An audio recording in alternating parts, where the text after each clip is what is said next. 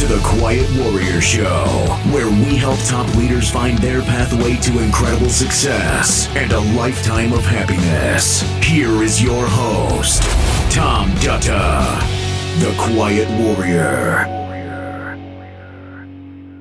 Well, welcome to the Quiet Warrior Show. This is Tom Dutta, and I am the Quiet Warrior, and I'm excited to have back again Mr. Miha Matlievski in part 2 of his epic story that he took us on. If you haven't seen episode 1, please go back and watch that or listen to that because it'll have you on the edge of your seat.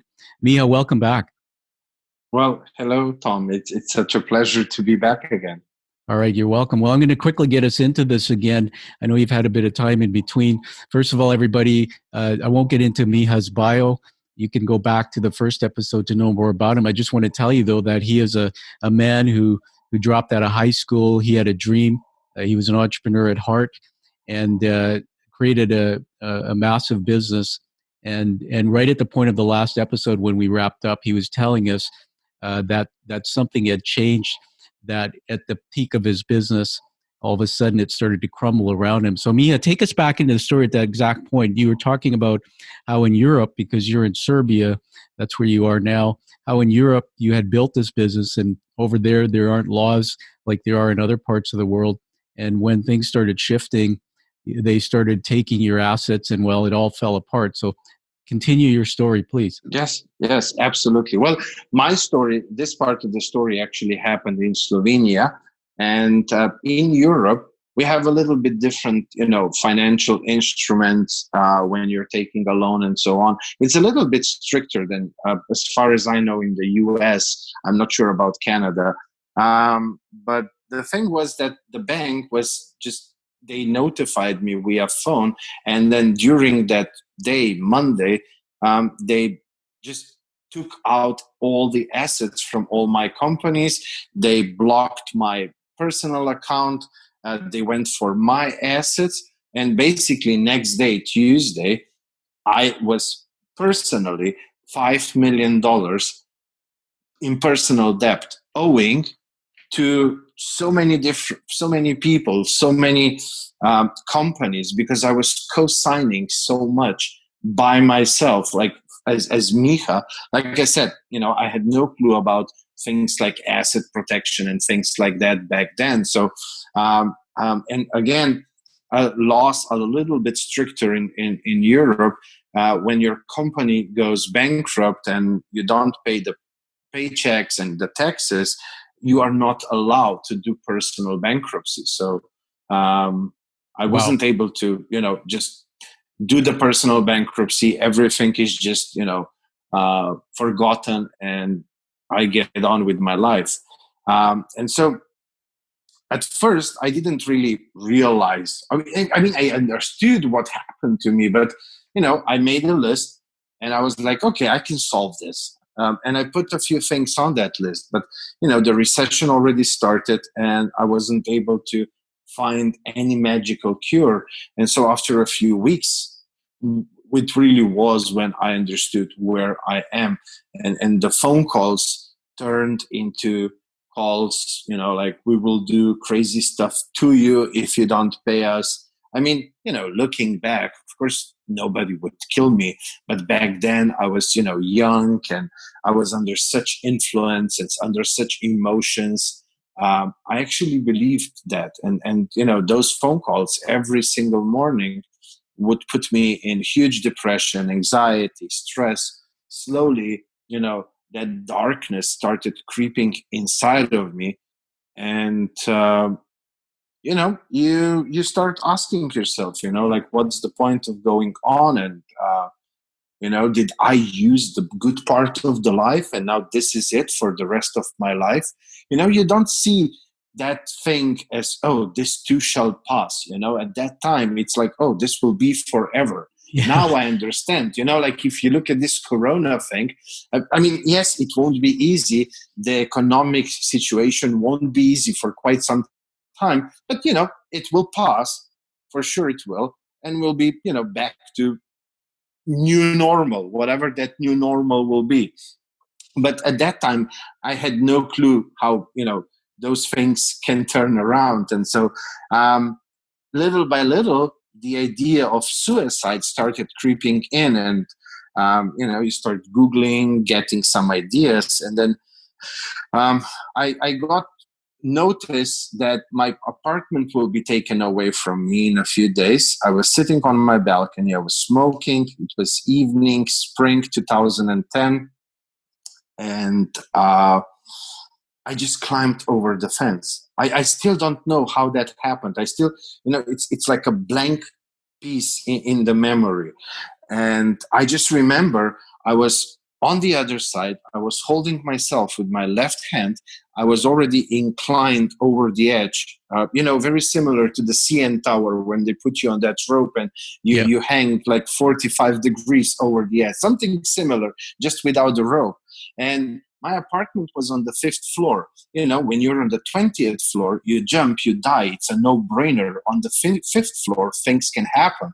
And I remember distinctly, I was looking down and I was thinking, am I going to do this right? Or will I, just end up on a wheelchair, because that will not solve, that nuclear reactor waiting to burst in my head. Because for me, the suicide was, the idea was that if I do it, all of that will stop. And I was craving a little bit of, that silence. I couldn't silence my head. It was constantly overthinking and this and that and the phone calls and I got divorced, and most of my so-called friends from that lavish Kardashian lifestyle before, they weren't my true friends, and they were the first one who never picked up the phone again. And I had my mom, all my relatives were dead. I felt so alone in the whole world, and that nuclear reactor going on 24/7 every single day. And that was the idea of suicide. And at that moment when I was thinking, will I do this right? It was almost, the best way I can explain it was almost like Miha split into two Mihas, and one Miha started yelling at the other Miha. And I did that out loud. So, my neighbors heard it. And I was using a lot of very juicy language, so I'm not going to repeat that here. But, it was along the line, like, why did you decide to go for that project? Why did you sign this? Why did you do that? And it was, now we come back to that perfect childhood. I never could do anything wrong.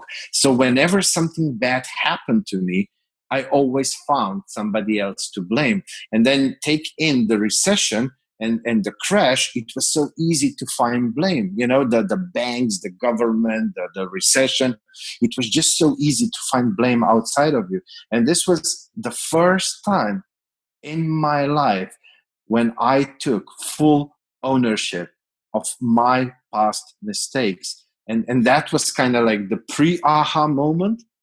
Yes. Hearing myself say the word you, but then the aha moment was, oh, but if I change, if I create different, better habits, if I do better decisions, if I change, if I choose different people to work with, I can actually do it again, and I can do it even better and bigger. And that was that little ray of light, and it was all I needed, because I was a fighter. But during those months, I lost what to fight for. Yes. And this was something that gave back that fight into me. And I want to make sure to really, really emphasize this. Aha moment and then smooth right. No, it was 3.5 years of bouncing back, 3.5 years of every freaking day battle inside of me. Old Miha, new Miha, old habits, new habits. It wasn't easy. And that's where, if you remember, when I said my dog Happy, in the middle of that journey, I adopted my dog Happy. And I think, I really do believe that without him, I'm not sure that I would be able to bounce back, because he gave me so much to fight for, because I didn't have any love for myself. I was burning myself out, trying to escape that, that depth and so on. And it was him. I loved him so much. And that's because of him. I started working on myself, and the more I worked on myself, the more I started loving myself. So he was, that catalyst for me to start working on me as well, not just the business. And everything starts within you, not outside of you. And I was tackling the problem in the wrong way.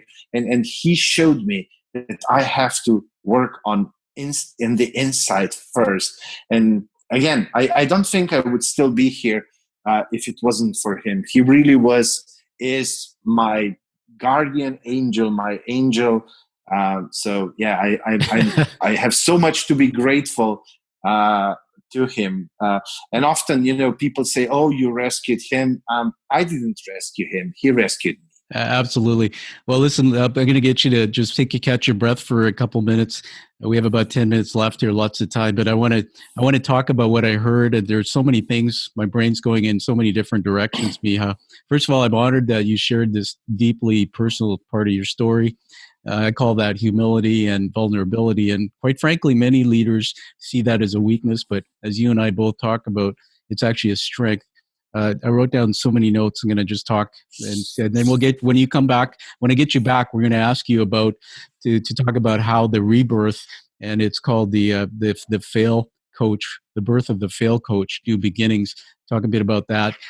Sure. But a couple things. In the last episode, we were talking about how your father was diagnosed with pancreatic cancer, and you lost him in 3 weeks after. That you were living as a kid in a perfect world. We talked a little bit about the subconscious thinking, how we have black and white thinking. We can't analyze thoughts at that age. And you went out into this world to be like dad, or to fly and eat good food and be chatty and be this entrepreneur. I made a provocative comment that I've been this journey myself. And a lot of times people want to be what they think they should be, although it's not really who they are. And what I'm seeing in your story here is a gift. It's a teaching moment on the show. Some of the things you said, no love for yourself. I believe that somebody like you, which is a common story, but I honor you because you've done the deep work in it. That throughout your life, you were born golden into the world. However, you defined, in my mind, you define success, happiness as being success, as stuff, as becoming this successful entrepreneur. And later in life, when it fell apart, you discovered, as you told us, that you didn't really love yourself. And this is a chip that a lot of successful people tell me they have, is that somehow back to the first 10 years, there was something missing. They went out into the world to find it by creating things. If we wake up in the morning and we love ourselves first and we feel we're enough, we don't need all that. And then you took us for a dark turn into the story on the balcony. My gosh. First of all, I can't even imagine the pain, but it says here on my paper, the one sheet your people sent me, I was literally ready to throw myself over the balcony. And when I read that, I was just shaken thinking about it. And you mentioned anxiety and suicidal thoughts. I want to read another paragraph here. It says, suicidal thoughts began to creep into his mind. I romanticized the thought of suicide so much, he recalls, that I was literally ready to throw myself over the balcony. Still, he felt he couldn't leave his mother saddled with such debt.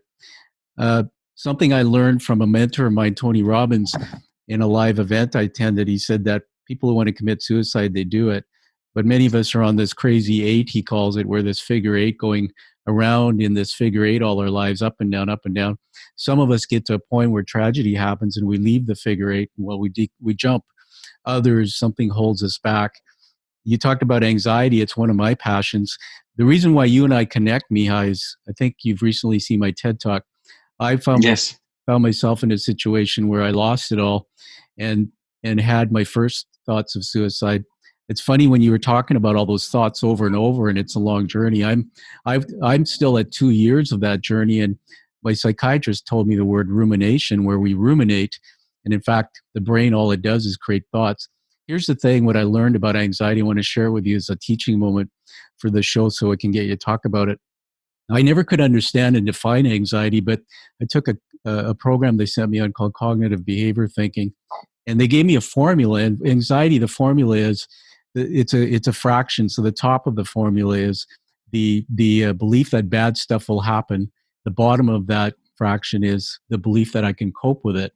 And if the numerator increases more than the denominator, anxiety goes up. And I thought, wow, this is a brilliant way to look at anxiety, because 80% of the world has it, but when it gets out of control, it can lead to such negative thinking, rumination, that these thoughts of suicide can creep in.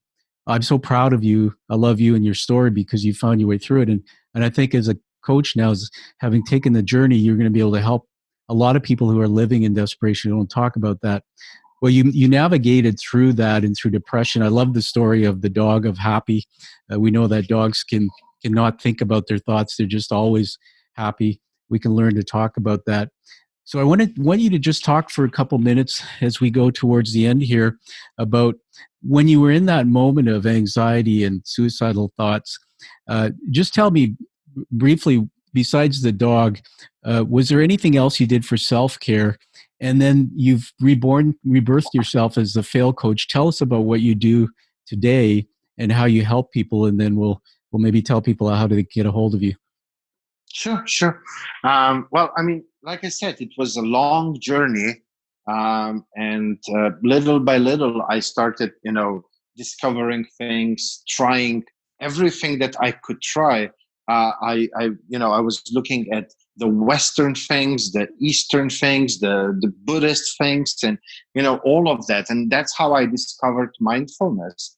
And mindfulness was really, I would say, the most important thing on that journey back, because it enables you to step away from the current moment, and it enables you to make a decision how you will react, what you will do.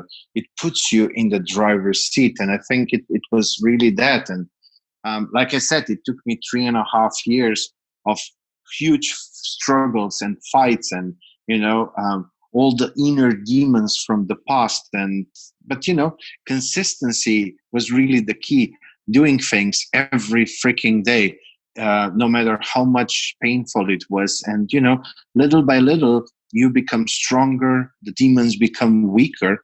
And then in 2014, I created a startup. I had huge success with it, scaled it to multiple 8 figures first year, multiple 9 next year, had a Fortune 100 exit. I don't want to, bore people with that, but it was really mostly proving to myself that I've learned the lessons from the past, because I did everything correctly.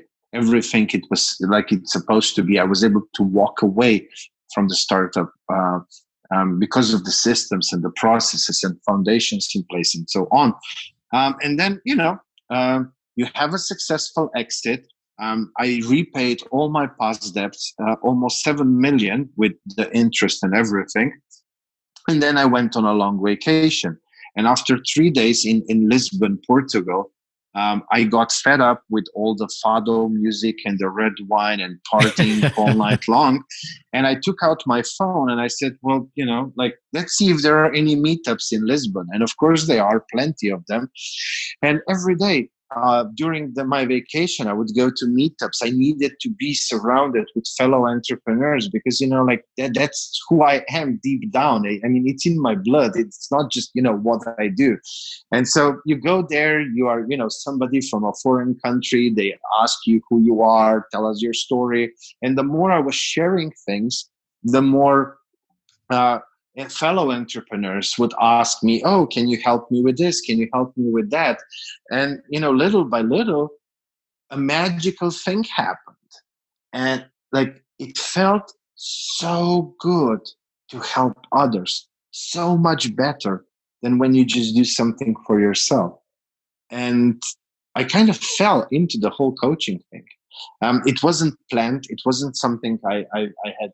I feel that once you reach that point of freedom of choice, you naturally navigate towards your purpose. And it's like a collusion. You don't find your purpose doesn't find you, but it's like a collusion. But you first need to, I guess, do the full circle. At least that's how I see it.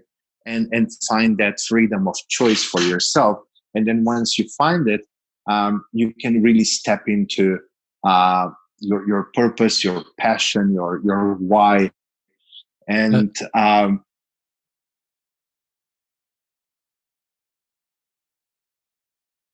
Are you there? having a few beers with a friend of mine, and I was, yes.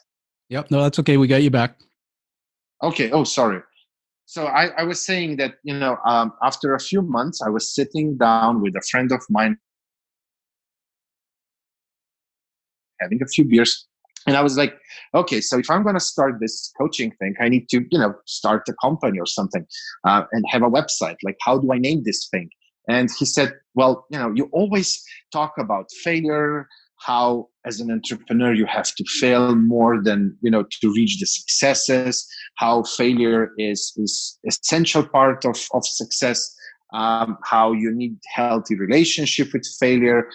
Every story that you share starts with, I failed at this, and this is what I learned, this is what I did, and this is what happened. He said, you are the fail coach. And to be honest, this is now 4 or 5 years since I started Fail Coach.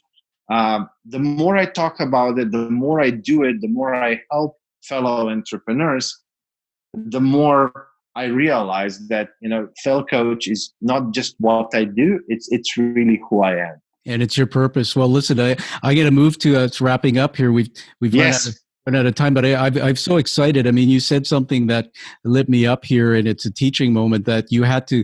Sometimes they say if you believe in faith, God has to strip us for us to learn. The hero's journey, which is the narrative behind my show, Joseph Campbell's teachings about we have to go into the unknown world and sometimes find our purpose, come back as a guide. I love this story, Miha, because you not only were at the edge, hanging on the balcony to jump, you came back, you found your purpose, you dealt with your mental health, you became stronger, you realized your true gift inside yourself that was really there from the beginning. You built a startup, you exited. And by the way, I've been told this, and it's great that if you're not building a business for sale, you're not in business. The processes and systems, the foundation, as Miha told us, are so critical. And he did. 9-figure exit. And here he is now, the fail coach, helping others do the same. I've read in your bio that you've assisted in raising $22 million in seed funding for clients. I mean, what a great story. And the reason why people, I believe, relate to you, Miha, is because all of us, when we hear you, we go, that's my story. We're afraid sometimes to say I'm failing or I can't get my business where I want to go. And then we look at you and we say, that guy's just like us. We open up and we say, we want you to coach us. I might even ask you to do that for me sometime. Now, let me just wrap up here with a couple words I want to honor you with. I do this, it's unscripted. I do it for all my shows. These are leadership words. The first one is resilience. Man, you are resilience. Humility, absolutely. Kindness. There's something about you, Miha. There's a kindness, that an aura around you. And I think that's why you're a good networker and people are drawn to you. And the last one is purpose. When we hear your story, it truly is believable that you turned a tragedy into purpose, but the passion comes out of you when you talk about it, which is authentic. So tell us where people can get a hold of you and your body of work. Well, first of all, thank you for all your kind words. Well, the easiest way is our main website is fail.coach, just that. Or they can just simply type Fail Coach into Google, and then they'll see all of our social media networks, and they can just go to whatever is the best for them. But maybe one thing where, like, one big realization looking at my past was that, as entrepreneurs, what we are doing is building and nurturing trust and hoping that we don't lose it. And so a few months ago, I started this whole thing where we call it the leverage of trust. And the website is theleverageoftrust.com. And it's all about nurturing, building, maintaining, and not losing trust. Because trust can give us oxygen money. Trust can help us test our MVP if we are a startup. Trust can help us get finance and good employees, experts, freelancers. Like everything that we do as entrepreneur is really, we want to build trust and then maintain it and not lose it. So if anybody wants to go on that journey, theleverageoftrust.com, and we'll take them on the journey. All right. Well, that sounds wonderful. Thank you. And everybody check it out and find this. You found this interview, but give it a high rating on whatever podcast channel you're listening so we can honor Miha's work. And you'll find that true purpose like he did. Fuel it with your passion and live the life that you deserve and desire. And Miha, it's been an honor talking to you. And I know we'll have you back again as you continue to evolve and change the world. Thank you. Thank you so much for having me. It was a true pleasure. All right. And say hi to Happy for me. I definitely will. Thank you for listening to The Quiet Warrior Show. Create is a motive-based leadership development firm. www.kreat.ca